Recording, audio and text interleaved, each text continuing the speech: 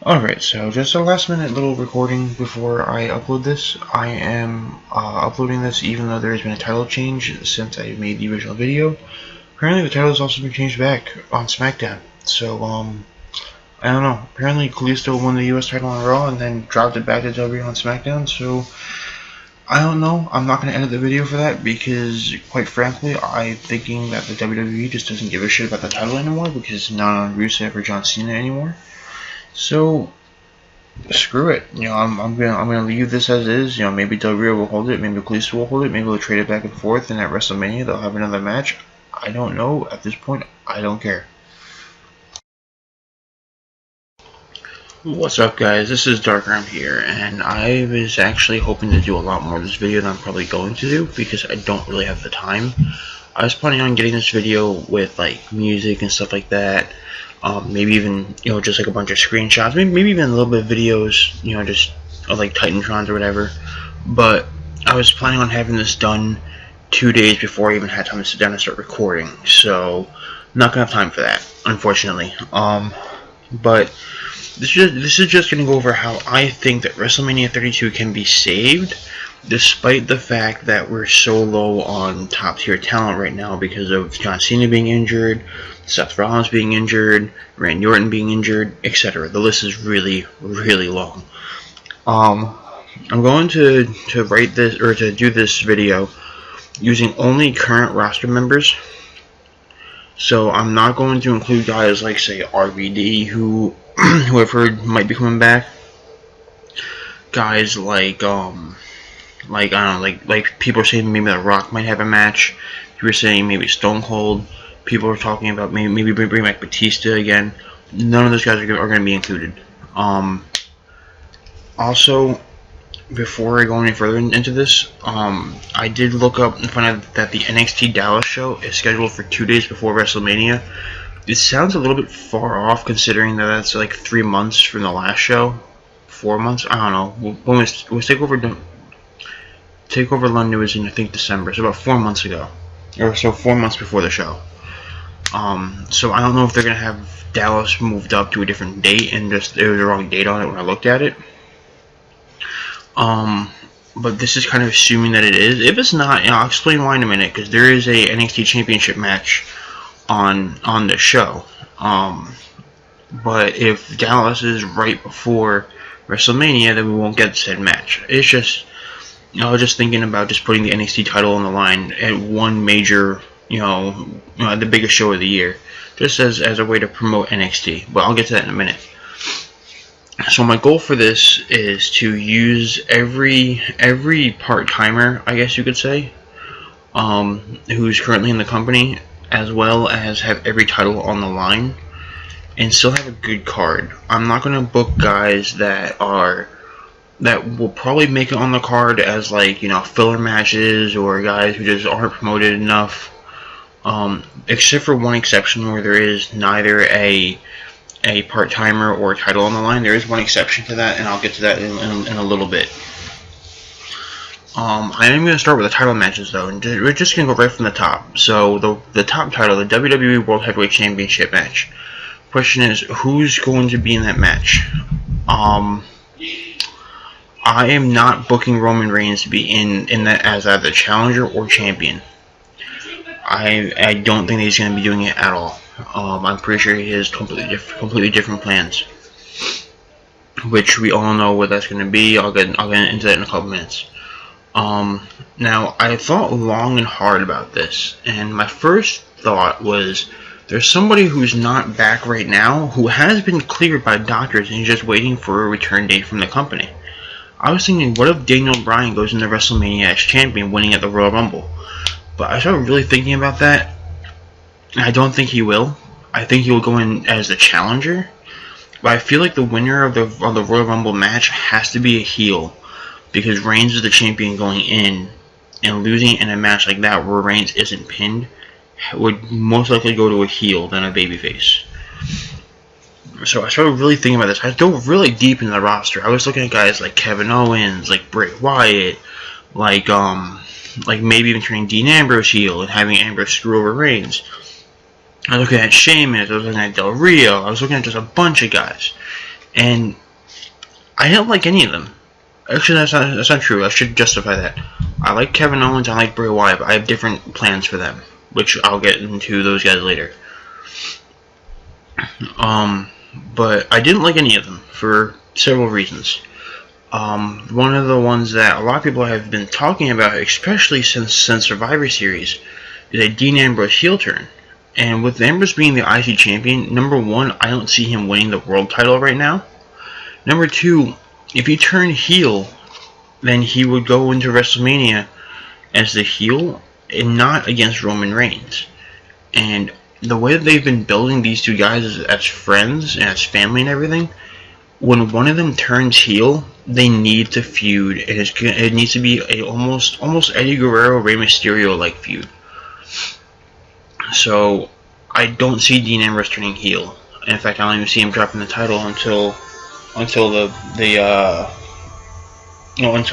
way later on anyway. So who do I see as a good heel for this? I was really thinking about it. I decided, how about somebody that we haven't seen in a while, but just kind of came back, I think last week, to announce that he's in the Rumble? How about Chris Jericho? What if Jericho wins the Rumble? Because the last time we saw him, he teamed up with Dean Ambrose and Roman Reigns versus the Wyatt family, and seemed to kind of turn heel on the way out, and then just kind of stopped showing up again. So what if he comes back and wins the title as a heel, and starts singing about how, he's the best and I can beat him, blah blah blah. Daniel Bryan comes out, challenges him. Roman Reigns comes out as well, challenges him as well. Reigns and Bryan decide to have a match at Fastlane, similar to last year, except that this time Bryan wins, whether there's interference or something, some kind of shenanigans. Bryan wins. Reigns gives him the handshake, the show of respect, and tells Bryan to take that belt off of Chris Jericho. We go into WrestleMania. Now, you're going to notice a theme here with this booking. The first thing I'm sure people are saying is, come on, Chris Jericho's a part-timer. You're really going to rely on him to sell WrestleMania tickets? Yes, for one reason. What's the job of a part-timer? It is to make other guys look good. So, Chris Jericho goes in there as champion, puts over Daniel Bryan. Now, that's establishing Daniel Bryan again, like they tried to do 2 years ago before Bryan got hurt. And that puts, that lets Jericho put Bryan over. It's a match I don't think we've ever seen before, and it would be just phenomenal in the ring. You have two great wrestlers for the world title. It's a match that I think almost everybody can get behind, because almost everybody loves Daniel Bryan anyway. I'm not the biggest Daniel Bryan fan myself, but I can admit that he's a damn good wrestler. So is Chris Jericho. So this is probably the hardest match for me to book. This took me about 2 or 3 days just to think about who would be a good opponent for Daniel Bryan for this match. I think Chris Jericho is the best. Now the next one is probably the second hardest match for me to book, and it's Dean Ambrose. Dean Ambrose defending the Intercontinental Championship. I couldn't for the life of me figure out who to put him in the ring against. I was racking my brain again. I was diving through the roster, trying to figure out who would be a good opponent for him. Could not think of anything until I saw the interview with I think it was with Michael Cole, where Dean Ambrose said that the Intercontinental Championship represents the workhorses. The guys who work really hard, who are in there, day in and day out and everything. Who were just busting their tail all the time.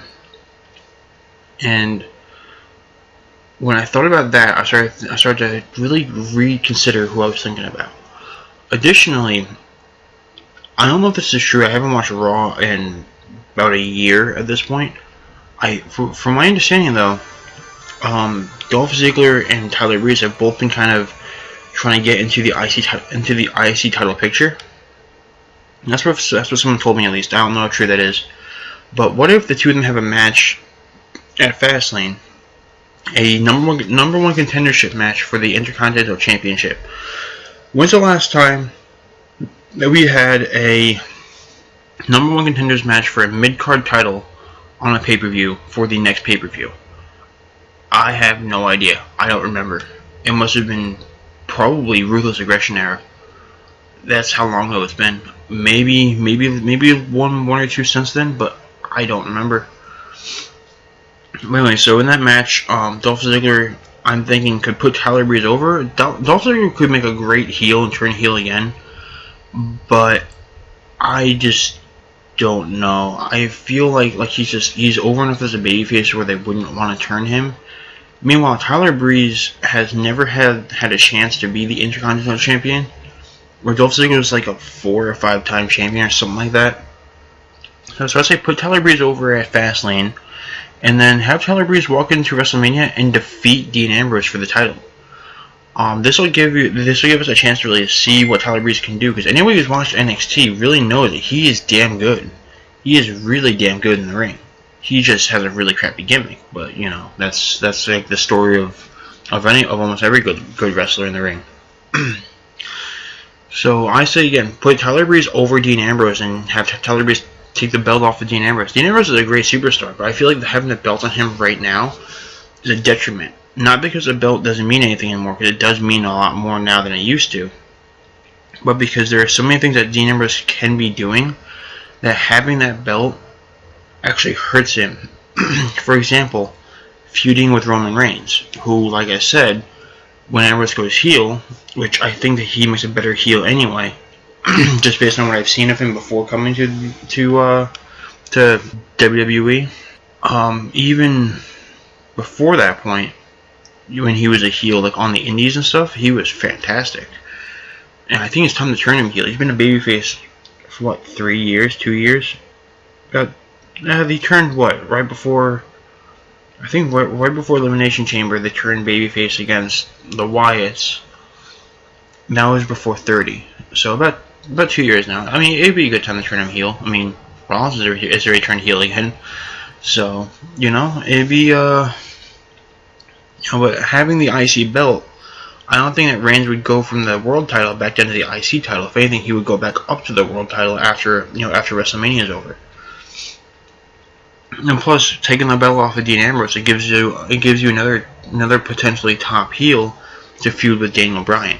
So I think that right now, the IC belt is more of a detriment to Dean Ambrose. It's good that he has it. He should hold on to it for a little while, but he needs to drop it. The next one was another really, really hard one, but it didn't take me as long as the last two to really book. And that's the United States Champion Alberto Del Rio. And the reason for this is when he came back, I thought that he was going to be great. You know, Del Rio has always been a relatively good superstar, but they put him together with Zeb Coulter, and then they put him with the League of Nations, and he just lost everything. He has really, really dropped, and who the hell cares about Del Rio at this point? So I was trying to think about who can take the belt off of him, because I think he needs to lose his belt as well. So I was really looking into this. I just could not, for life of me, figure someone out, because I felt like there's not really that many good faces either. This is the problem right now. Nobody's really established. So I started thinking, you know what? The U.S. Championship was kind of a way for people to get in the door. I mean, look at Kevin Owens, who got in the door by feuding with John Cena. Look at Sami Zayn, who came up for that one match before like I think separating a shoulder or something like that during his entrance. You know, the U.S. title it looked like it was being used for that, and in fact, I was kind of under the assumption that Cena would drop the title to Baron Corbin, who would be coming in the door around, I don't know, probably around Mania. So I'm thinking that the U.S. title is more like a way to launch somebody who just gets into the company, or at least really give them a chance. So I was looking down at NXT, and I think the best guy to take on Del Rio and beat him for the title is Sami Zayn. Just because of the way that he came in the first time, you know, and it had that huge pop.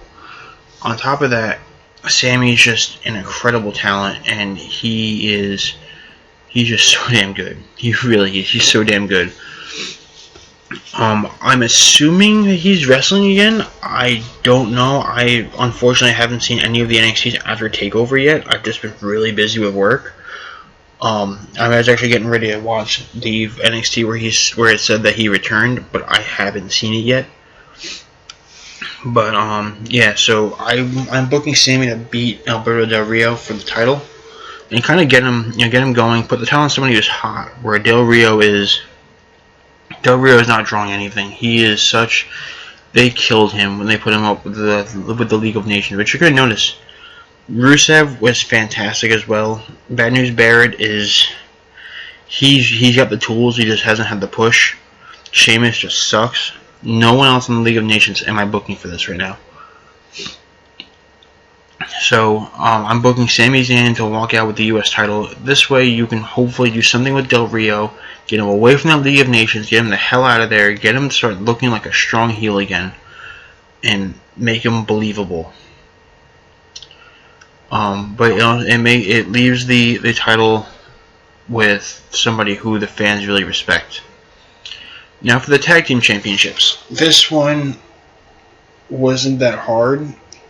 I just don't know how to book this for a winner. At this point, the New Day have beaten everybody. They've beaten everybody except for the Wyatts, who they're both healed anyway. I mean, they've beaten the Usos, they've beaten the Lucha Dragons, they've beaten the Dudleys, they've beaten everybody. Now I've heard rumors that Matt and Jeff Hardy are coming back. I'm not booking them for this because, again, current roster, not potential roster. So, the New Day need opponents, and there's nobody left on the main roster. But there are teams on NXT, and as much as I hate them, I think that they're next to come up anyway. The New Day need to defend against Enzo and Cass. I can't stand Enzo and Cass. Oh my god, I can't stand them. But anyway, they need to defend against Enzo and Cass. As far as who wins this one, I don't know how to book this. Like I said, I don't know if you want to put the belts on Enzo and Cass because they're really over, or if you want to keep on the New Day because they're really over. Putting them on Enzo and Cass, having them beat the New Day, would have been the tag team champions for. Hold on, I'm actually going to look this up. I should have looked this up a while ago. But the New Day have been tag team champions for. Let's see here. Oh crap! I'm on the wrong page.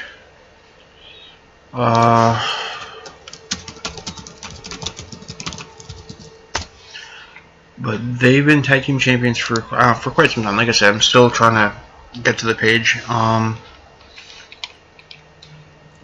List of WWE tag team champions. Okay, they've been tag team champions for since August for over 140 days. Damn, it's actually been a lot longer than I thought it was. Yeah, they won at SummerSlam. Holy cow, I don't remember that. Wow. Okay. Anyway, so. Yeah, they've been champions for 140 days since SummerSlam. This would be going from SummerSlam to WrestleMania. You could have the titles taken off of them and put onto Enzo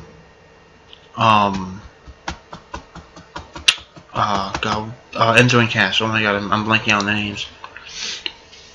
And establish Enzo and Cass quick as big time babyface tag teams. But do you want to shoot them up like that? Honestly, maybe this is my own bias because I hate them, but I don't want to see the New Day drop the belts to Enzo and Cass. And plus, on top of that, when you look at the way I've booked this so far, we have 3 new champions already. Every belt has had a new champion already. Something has to get retained. So I'm thinking the tag team championships should be retained. Whether it's a DQ finish or a countout or something, I don't care. Enzo and Cass can win, just not win the belts.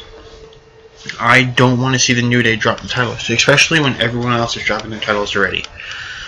So I'm booking the New Day to retain with some shenanigans against Enzo and Cass. Okay, the next one is the Divas Championship. And this one I have two scenarios for it. Because apparently Sasha Banks is hurt. I don't know how true that is. I've heard from people that's just a rumor, it's not true. I don't know how long she'll be out. I don't know if she's hurt but she'll be back in a month or if she'll be back in 6 months. I don't know. Assuming that she is going to be able to wrestle for WrestleMania. Actually, assuming that she'll be able to wrestle for Fastlane, because that's where this whole thing's going to start. I want Sasha Banks to turn babyface, because there are no more babyfaces in the Divas division right now, aside from Becky Lynch, whom Charlotte is already feuding with. So turn Sasha Banks babyface. Have her turn her on Naomi and Tamina. Say something like they've been holding her back and stuff like that. Because she's really been held back since she's been with them.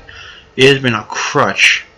Not a crutch. It's been an anchor just holding her down since she got with them. Sasha's honestly, I think, the best performer, period, in the company right now. So I think that Sasha has to go babyface. I think that she can make a really good babyface. She has to go babyface and take on Charlotte. In this match, I would book Sasha to beat Charlotte again, just because at that point Charlotte would have had the title for quite some time, and it would be a nice way to really show that that they're really trying to establish these girls that can actually wrestle. I wouldn't mind keeping the belt with Charlotte. This is another one where you could really let it go either way. But I think that Sasha would just make a better champion. And Charlotte's already feuded with almost everybody anyway at this point. So Sasha could feud with people for that belt. Sorry, I'm losing my voice doing this. Sasha could feud with people over that belt. As a babyface champion, she can feud with the Bellas, which apparently have turned babyface. They're not babyfaces. They're the Bellas. They will never be babyfaces. They really won't. But she can feud with Charlotte. She can feud with Naomi. Wasn't Naomi supposed to get like a push for the belt before she got hurt or something like years ago? Well, let Sasha and Naomi feud for the belt. Wouldn't that be good? So put Sasha Banks in there to beat Charlotte for the belt. Now, if Sasha is unable to wrestle, instead, especially with the potential of just the story that they could build with this, bring up Bayley. You can have her come up with the NXT Championship and then have NXT Divas Champion versus the WWE Divas Champion. You don't even have to have the belt on the line. I would prefer if it was, because this is WrestleMania. You can just have a champion versus champions match. You can let the story that maybe Charlotte let Bayley win when Bayley beat Charlotte to challenge Sasha Banks. And Charlotte let Bayley win so that she would be able to get away from the NXT and move up to the main roster where she would be better off. Something like that. Book Bayley as the underdog. Book Charlotte as completely underestimating her, because Bayley means nothing. She's not good enough. She can't do it. Etc., etc., etc. Have Bayley step in the ring and kick the crap out of Charlotte, and win the match, whether she wins the title or not. Win the match. I think that it would be a really great match, and I think that a lot of people would really enjoy it. The last championship match, like I alluded to earlier, was the NXT Championship. Now, again, this is assuming that Dallas takes place way before WrestleMania, like probably like March at the latest, maybe even like mid-February. That would make the time to build to a WrestleMania match with an NXT representation going into that match. Or into that pay-per-view rather. So I am booking the NXT Championship match to be on the pay-per-view. Now, I'm thinking if they do put Dallas right before WrestleMania, then they'll probably main event it with this match. But they could also potentially do Dallas without an NXT Championship match. Have it be main evented by two other guys or by something else. Maybe some kind of big, maybe another Divas match to main event it. Maybe the Tag Team Championships can main event it. Put in Chad Gable and Jason Jordan versus the Mechanics. That'd be a freaking great main event. Do something like that, and then let the NXT Championship be defended at WrestleMania. Is that the best way to go? Arguably, maybe, because it gives more exposure to NXT, but I don't know. As for the NXT Championship match itself, again, if they do it this way, then you can have the first match between these guys have been on NXT. But I think that the NXT champion Baron Corbin is going to walk into NXT against the challenger Finn Balor. Now, I say to have the first match on just a regular episode of NXT and not on the Takeover show, unless Takeover is earlier in the year, like I said, because Finn Balor as a demon has never lost. He's never lost a match.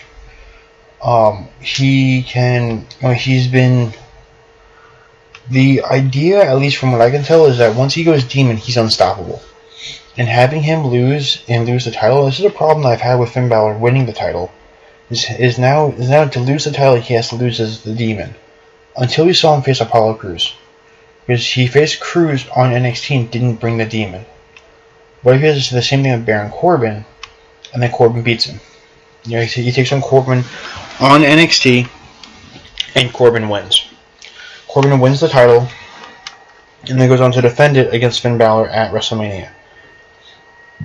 Now, at WrestleMania, Balor brings in the demon, but Corbin retains through either a DQ or he walks off or something like that. Just some way to keep Balor without losing with the demon, but keep the title off of Balor. Again, this is a problem that I had with Balor even winning the title. Because I want Balor to come up with that mystique still. Come to the main roster with the mystique that when the demon comes out, he's unstoppable. But by having Corbin beat Balor, or retaining as Balor, there frees up a possible Raw after WrestleMania debut for Finn Balor, which can really get him over with a good start. And I think that a WrestleMania demon entrance would be incredible. So, again, I'm booking Corbin to retain through either DQ or countout or something like that over Finn Balor. So that's all the championship matches. There's still a couple more matches I have written down here. Like I said, I want to hit all the part-timers as well. But before I do any of that, there's someone I want to mention. Because I did mention him earlier, and that's Bray Wyatt. I don't have Bray Wyatt booked in any of these title matches or against any part-timers. I'm thinking, what if at Royal Rumble, Bray Wyatt gets eliminated by Braun Strowman? One of the two turns babyface. I'm thinking Bray Wyatt turns babyface because he would make a really fun babyface. I mean, Undertaker turned babyface and he made a really good babyface. But then have Bray Wyatt take on Braun Strowman at WrestleMania. Now, the problem with this is that they're trying to build Braun Strowman to be this unstoppable monster. I honestly thought that they were going to put Strowman in the ring with Roman Reigns for the title.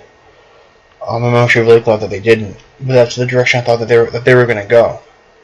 Now, put Strowman in the ring with Wyatt, you run into the situation where Wyatt's lost his last two WrestleMania matches, running against John Cena, running against The Undertaker. He needs a victory, and it needs to be good.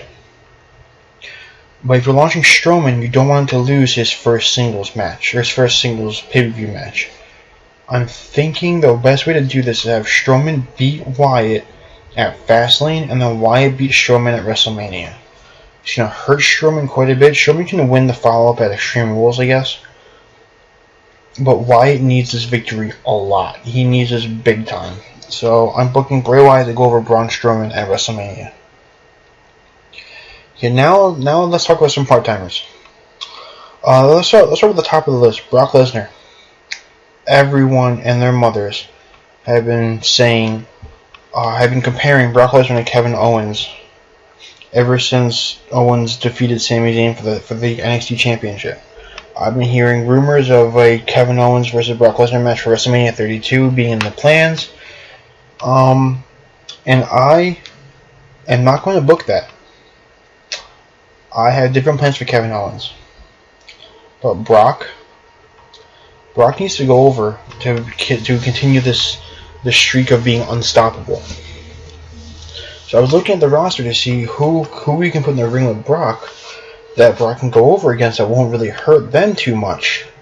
Make a believable opponent for Brock and be a heel. And this goes back to the fact that there aren't that many established heels in the company right now. So, guess where I looked? That's right, NXT. I found someone. That would make a really good opponent for Brock, because he came in in a way that would make him. Okay, I'm just gonna spoil it. It's Samoa Joe. He came in to challenge Kevin Owens in the same, who is in the same light on NXT that Brock is on Raw. So Samoa Joe can come out and challenge Brock, or they can have some kind of altercation. Maybe Joe eliminates Brock from the Rumble. Who knows? Or Brock eliminates Joe and then Joe eliminates Brock, something like that. Who knows? But you can have Joe versus Brock Lesnar. Joe has this huge background, this huge following. Everyone knows who he is. I've never watched TNA. I knew who Samoa Joe was. I haven't really watched Ring of Honor. I knew who Samoa Joe was.